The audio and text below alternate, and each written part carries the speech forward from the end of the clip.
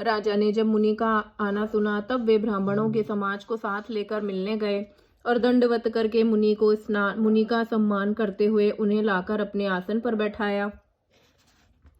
चरण पखारी कीन है अति पूजा, सो मम आजु धन्य नहीं दूजा। विविध भांति भोजन करवावा, मुनिवर हृदय हर्ष अति पावा। चरणों को धोकर बहुत पूजा की और कहा, मेरे समान धन्य आज दूसरा कोई नहीं है। फिर अनेक प्रकार के भोजन करवाए, जिससे श्रेष्ठ मुनि ने अपने हृदय में बहुत ही हर्ष प्राप्त किया। पुनि चरण निमेले सुतचारी, राम देखी मुनि देह बिसारी।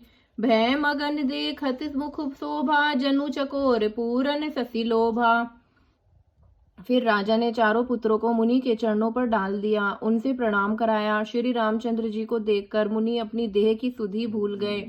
वे श्री रामचंद्र जी के मुख की शोभा देखते ही ऐसे मग्न हो गए मानो चकोर पूर्ण चंद्रमा को देखकर लुभा गया हो। तब मन हर्षि बचन कह राऊ, मुनि अस कृपा न की न हुकाऊ। के ही कारण आगमन तुम्हारा, कहऊं सो करत न लावऊं बारा। तब राजा ने मन में हर्षित होकर ये वचन कहे कि हे मुनि, इस प्रकार कृपा तो आपने कभी नहीं की। किस कारण से आपका शुभ आगमन हुआ, कहिए, मैं उसे पूरा करने में देर नहीं लगाऊंगा। असुर समूह सतवाही मोही, मैं जाचन आय हूं नृप तोही। अनुज समेत देखु रघुनाथा, निशिचर बद में होब सनाथा।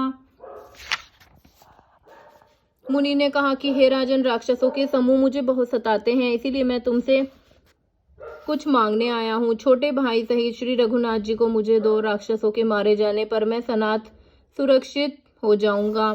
देहु भूप मन हर्षित, तजहु मोह अज्ञान। धर्म सुजस प्रभु तुम्हें को इन कहे अति कल्याण। हे राजन, प्रसन्न मन से इनको 2 मोह और अज्ञान को छोड़ दो। हे स्वामी, इससे तुमको धर्म और सुयश की प्राप्ति होगी और इनका परम कल्याण होगा। सुनि राजा अति अप्रिय बानी, हृदय कंप मुख दुति कुमिलानी। चौथे पन पायऊ सुतचारी, विप्र वचन नहीं कहऊ बिचारी। इस अत्यंत अप्रिय वाणी को सुनकर राजा का हृदय कांप उठा और उनके मुख की कांति फीकी पड़ गई। उन्होंने कहा कि हे ब्राह्मण, मैंने चौथे पन में 4 पुत्र पाए हैं, आपने विचार कर बात नहीं कही। माँ गेहु भूमि धेनु धन को सा, सर बस देऊं आजु सहरोसा। देहे प्राण ते प्रिय कछु नाही, सो मुनि देऊ निमिष कह माही। हे मुनि, आप पृथ्वी, गौ, धन और खजाना मांग लीजिए, मैं आज बड़े ही हर्ष के साथ अपना सर्वस्व दे दूंगा। देह और प्राण से अधिक प्यारा कुछ भी नहीं होता, मैं उसे भी एक पल में दे दूंगा।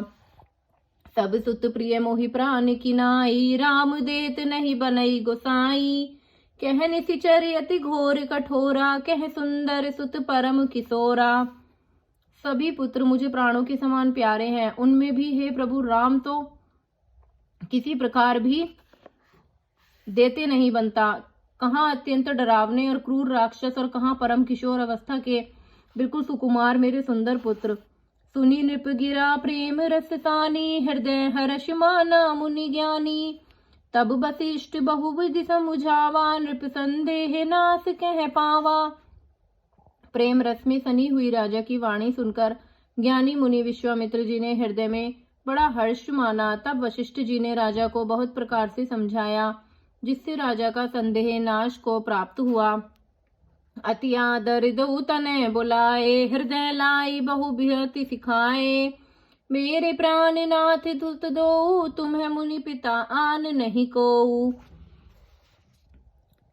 राजा ने बड़े ही आदर से दोनों पुत्रों को बुलाया और हृदय से लगाकर बहुत प्रकार से उन्हें शिक्षा दी। फिर कहा कि हे नाथ, ये दोनों पुत्र मेरे प्राण हैं। हे मुनि, अब आप ही इनके पिता हैं, दूसरा कोई नहीं। सौंपे भूप ऋषि हैं सुत, बहुविधि दे असीस। जननी भवन गए प्रभु चले, नाई पद शीस। राजा ने बहुत प्रकार से आशीर्वाद देकर पुत्रों को ऋषि के हवाले कर दिया।